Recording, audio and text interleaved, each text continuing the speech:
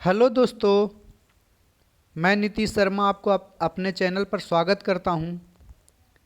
आज G20 से related हम लोग बहुत ही इम्पोर्टेंट फैक्ट को देखेंगे, क्योंकि यह भारत के लिए बहुत बड़ा अचीवमेंट रहा है और आने वाले 2 से 3 साल में जो भी एग्ज़ाम होंगे, पक्का इससे क्वेश्चन 1-2 क्वेश्चन आपके एग्ज़ाम में देखने को मिलेंगे।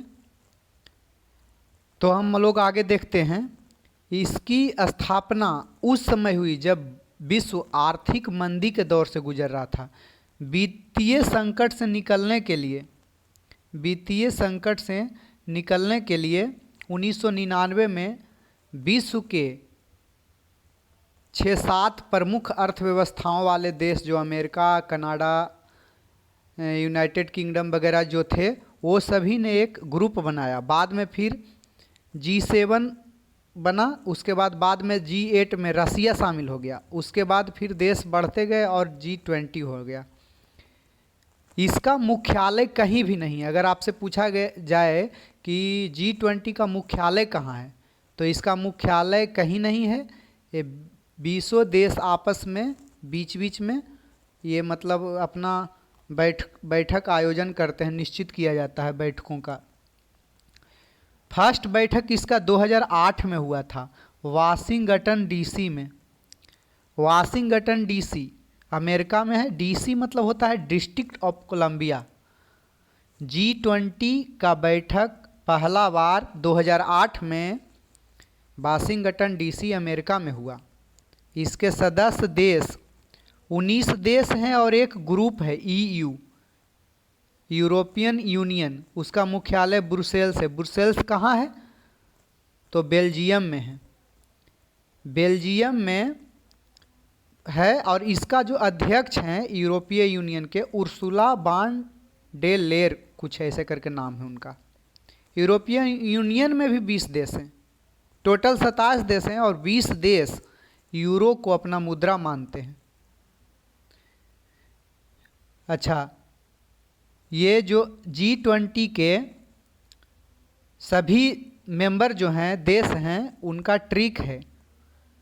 कोई मतलब पूछ रहे हैं गुरुजी कि सीता कहाँ रहती है, क्या करती है, तो कोई स्टूडेंट जवाब दे रहा है, गुरुजी सीता अब SSC FCI में काम करती है। ये ट्रिक याद रखिएगा। ऐसे पूछा नहीं जाएगा। कभी कभी मान ले पूछ लिया जाए कि इनमें से कौन G20 का सदस्य देश नहीं है या सदस्य देश है, ऑप्शन दे दिया जाए तो आपको बताने में आसानी होगा। यहाँ हम देख लेंगे G4। गुरुजी में देखते हैं G4। यहाँ पे गुरुजी वाला में देखते हैं G4 हो गया जर्मनी, U4 हो गया USA, R4 हो गया रूस, फिर U4 हो गया UK मीन्स इंग्लैंड, जो ब्रिटेन बोलते हैं। J4 हो गया जापान, I4 हो गया इंडिया, S4 हो गया साउथ अफ्रीका, I4 फिर हो गया इंडोनेशिया, T4 हो गया तुर्की, A4 हो गया ऑस्ट्रेलिया, फिर A4 हो गया अर्जेंटीना। अच्छा, एक और भी आप लोग बता दीजिएगा, ये B मतलब क्या होता है? B कौन देश के बारे में बता रहा है? आगे देखते हैं। S4 साउथ कोरिया हो गया, फिर S4 सऊदी अरब हो गया, फिर C4 चाइना हो गया, F4 फ्रांस हो गया, C4 कनाडा हो गया और I4 इंडिया हो गया। ये ट्रिक है G20 देशों का।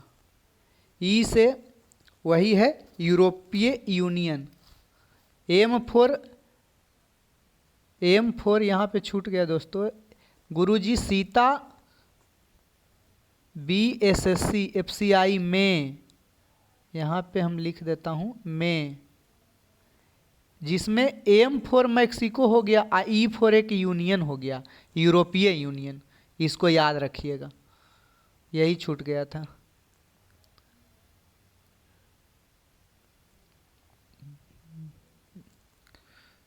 बैठक अब बहुत बार पूछ लेता है एग्जाम में कि जो है यूरोपीय यूनियन, जो है यूरोपीय यूनियन में कितने देश हैं, क्या हैं, इसका हम आगे चर्चा करेंगे। और अभी देख लेते हैं पिछले साल का बैठक कहाँ हुआ था। इस ट्रिक में में इसमें जोड़ लीजिएगा आप लोग अपना जब नोट बनाइएगा तो। में M फॉर मैक्सिको हो गया और E फॉर यूरोपियन यूनियन हो गया। बैठक नंबर, पिछला बैठक जो 2022 में हुआ था, 17वां बैठक हुआ था, इंडोनेशिया के बाली में हुआ था। 18वां बैठक अभी हुआ। हम लोग का एग्जाम में अगर पूछ दिया जाए कि भारत में G20 का किस नंबर का बैठक हुआ, तो 18वां बैठक 2023 में 9 से 10 सितंबर नई दिल्ली भारत में हुआ। हालांकि भारत के अंदर छोटे छोटे बहुत सारे बैठक हुए हैं, मैं आगे चर्चा करूंगा उसका 1-2 मिनट के बाद। अगला साल जो होगा बैठक, 19वां बैठक होगा 2024 में ब्राज़ील में। ब्राज़ील देश के रियो डी जेनेरियो में हुआ था। रियो ओलंपिक भी हुआ था 2016 में। 2016 में रियो ओलंपिक हुआ, यहाँ ओलंपिक खेल भी हुआ था, इसलिए ये रहा। थीम है वसुधैव कुटुंबकम। वसुधैव कुटुंबकम लिया गया है संस्कृत के एक श्लोक से।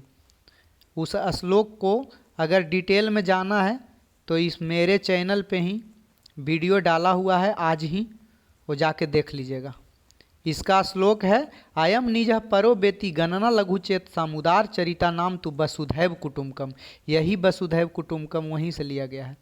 इसका theme one earth one family one future है, इसलिए हमेशा इसको याद रखिएगा।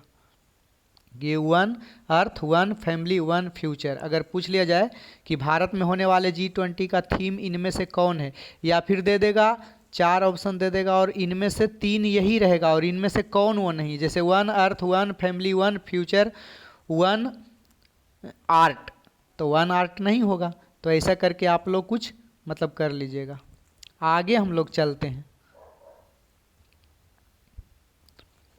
इनवाइट किया गया बहुत सारे देशों को हमारे देश में, जो हमारे जो इस G20 के मेंबर नहीं है, लेकिन भारत अपनी ओर से उनको आमंत्रित किया। क्योंकि बहुत सारे देश जब हमारे देश में घूमने आते हैं तो बहुत कुछ देखने को मिलता है। इससे हमारी अर्थव्यवस्था, सांस्कृतिक, राजनीतिक सभी तौर पर विकास होता है। तो इनवाइटेड देश में देखते हैं, बांग्लादेश को इनवाइट किए थे हम लोग, मिस्र को, मॉरिशस को, नीदरलैंड को, नाइजीरिया को, ओमान को, सिंगापुर को, स्पेन को, संयुक्त अरब अमीरात को। ये इम्पोर्टेंट उतना नहीं है, लेकिन थोड़ा सा ध्यान दीजिएगा कि मान लिया अगर गलती से पूछ ही दिया जाए एग्जाम में। कार्यक्रम स्थल इसका रखा गया था कहाँ, तो भारत मंडपम। भारत मंडपम कहाँ है? अब क्वेश्चन आ जाएगा कि G20 का कार्यक्रम स्थल भारत मंडपम इनमें से किस शहर में है? तो हम लोग जानते हैं कि कार्यक्रम स्थल नई दिल्ली के प्रगति मैदान में हुआ था, भारत मंडपम। वहाँ एक नटराज की मूर्ति है। इससे रिलेटेड 1-2 फैक्ट याद रखिए कि 27 फीट की वो शिव की तांडव करते हुए मूर्ति है। अगर पूछ दिया विश्व में सबसे बड़ा ऊंचा, विश्व में सबसे ऊंचा हाईएस्ट शिव के तांडव करते हुए मूर्ति कहाँ है, तो नटराज मूर्ति भारत मंडपम में नई दिल्ली के प्रगति मैदान में है। ये लिया गया चोल साम्राज्य से संबंधित मूर्ति है। चोल साम्राज्य में शिव का तांडव करता हुआ मूर्ति बहुत मिलता है। चोल साम्राज्य कहाँ से रिलेटेड है? चोल साम्राज्य शासन करता था तमिलनाडु में। अतिथियों लोग को हम लोग के प्राइम मिनिस्टर देखे होंगे, बहुत जगह घुमाए हैं। उनमें से एक प्रमुख है हमारे पर्यटन स्थल के दृष्टिकोण से, ताकि वो पर्यटन को बढ़ावा मिले, इसके वजह से कोणार्क मंदिर ले गए थे। कोणार्क मंदिर बनाया गया गंग वंश के शासकों द्वारा। कोणार्क मंदिर कहाँ है? आप लोग सीरियस अगर हैं तो कमेंट करके बताइएगा कि कोणार्क मंदिर किस भारत के किस स्टेट में है। अफ्रीकन यूनियन की बात करें, अब आप लोग सुने होंगे कि G20 अब नहीं रहा, अब G21 हो गया है, ग्रुप ऑफ 21। क्योंकि पहले G20 था, अभी हम लोग के G20 में अफ्रीकन यूनियन G20 का मेंबर, परमानेंट मेंबर बन गया। तो पहले G20 था, 20 था, अब 21 हो गया। तो अफ्रीकन यूनियन में 55 देश हैं और इसका अफ्रीकन यूनियन का मुख्यालय अदीस अबाबा है। अदीस अबाबा किसकी राजधानी है, ये भी कमेंट करके बताइएगा। अफ्रीकन यूनियन की स्थापना 1963 ईस्वी में हुआ था। हम लोग G20 में एक अलायंस को लॉन्च किए, उसका नाम है ग्लोबल बायोफ्यूल्स अलायंस। इसमें सभी देशों ने को हम लोग ने कहा कि हम लोग क्या करते हैं कि ग्लोबल बायोफ्यूल्स अलायंस का निर्माण करते हैं, एक ऐसा बनाते हैं ग्रुप। सब देशों ने पूछा कि इससे क्या होगा, क्या करेंगे हम लोग, ठीक है तैयार हैं करने के लिए। तो यहाँ पे मैं लिख दिया हूँ शॉर्ट में, P@20% E मीन्स परसेंटेज 20% के रेट से मिलाना है इथेनॉल, या पेट्रोल में हम लोगों को 20% इथेनॉल मिलाने का लक्ष्य रखा गया है। उसी से जुड़े अलायंस का नाम दिया गया ग्लोबल बायोफ्यूल्स अलायंस। अब विचार इसमें किया गया बनाने के लिए, अभी सुने होंगे CPEC यहाँ देखिए नीचे लिखा हुआ भी है मेरा। CPEC मतलब होता है चाइना पाकिस्तान इकोनॉमिक कॉरिडोर। इसको काउंटर करने के लिए ये क्या करता है, मिडिल ईस्ट को काउंटर करने के लिए चाइना जो है पाकिस्तान के ग्वादर पोर्ट तक बंदरगाह का निर्माण कर रहा है।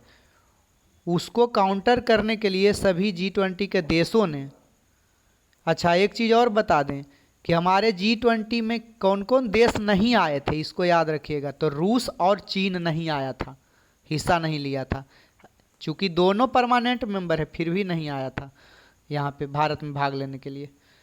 दोनों का अपना अपना वजह है, किसी कारण से नहीं आए। तो हम लोग देखते हैं इसमें हम लोग India middle east corridor, India middle east हो गया, और यूरोपियन कॉरिडोर मतलब इंडिया से स्टार्ट होगा, मिडिल ईस्ट से जाएगा यूरोप तक। ये कैसे हम लोग व्यापार करेंगे और अपना सामान इधर से इधर करेंगे, भारत से UAE जाएगा, सऊदी अरब होते जॉर्डन इजराइल होते ग्रीस, फिर यूरोप पहुंच जाएगा।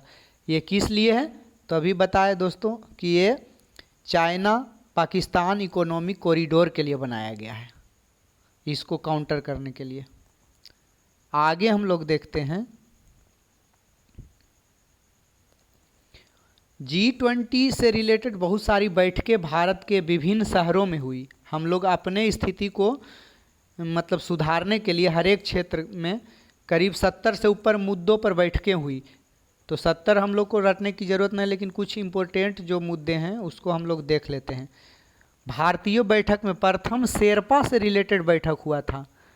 कोई व्यक्ति ये हमको बताइए कि भारत में G20 के शेरपा किन्हें नियुक्त किया गया था। देखते हैं किनका कमेंट आता है पहले। ये प्रथम शेरपा से रिलेटेड बैठक उदयपुर में हुआ था, उदयपुर राजस्थान में है। उसी प्रकार से विकास कार्य समूह के लिए प्रथम बैठक मुंबई में हुआ। आगे देखते हैं प्रथम वित्तीय समावेशन से रिलेटेड बैठक कोलकाता में हुआ। सॉरी दोस्तों यहाँ कोलकाता लिखा हुआ है, कोलकाता होगा। प्रथम इंफ्रास्ट्रक्चर से रिलेटेड बैठक पुणे में हुआ। एंटी करप्शन मतलब भ्रष्टाचार के खिलाफ प्रथम बैठक गुरुग्राम में हुआ।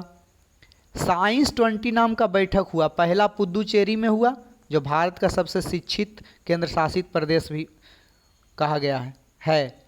और तीसरा भोपाल में हुआ। पर्यावरण से रिलेटेड मुद्दा पर बैठक बेंगलुरु में हुआ। ये एग्रीकल्चर से रिलेटेड पहला बैठक इंदौर में हुआ। कल्चर से रिलेटेड पहला बैठक खजुराहो में हुआ। विदेश मंत्री से का पहला बैठक दिल्ली में हुआ। हेल्थ से रिलेटेड बैठक त्रिवेंद्रम में हुआ, तिरुवनंतपुरम इसी को बोलते हैं, केरल में है। शिक्षा से रिलेटेड पहला बैठक चेन्नई में हुआ। रोजगार से रिलेटेड बैठक जोधपुर में हुआ। पर्यटन से कच्छ में हुआ, कच्छ के रण में। आप लोग जीके में भी पढ़े होंगे कि जंगली गधा वहाँ पाया जाता है कच्छ के रण में। और कला से रिलेटेड हम लोग के लिए बहुत इम्पोर्टेंट है, बीपीएससी वालों के लिए। कला से रिलेटेड बैठक पटना में हुआ। और थीम क्या था उसको, टुगेदर बी आर्ट, मतलब हम लोग कला के साथ हैं। इसको दोस्तों आज का वीडियो यहीं तक रहते हैं। जब टेस्ट के लिए भी मैं टेलीग्राम का लिंक दूंगा, और जब टेस्ट लूँगा संडे सोच रहा हूँ टेस्ट लेने के लिए, तो आप लोग पार्टिसिपेट कीजिएगा। और जल्द ही मैं टेलीग्राम का लिंक भी अपडेट करूंगा और अगले वीडियो में बता दूंगा। तो जय हिंद जय भारत, आपका दिन शुभ हो। आज का वीडियो यहीं पे समाप्त करते हैं।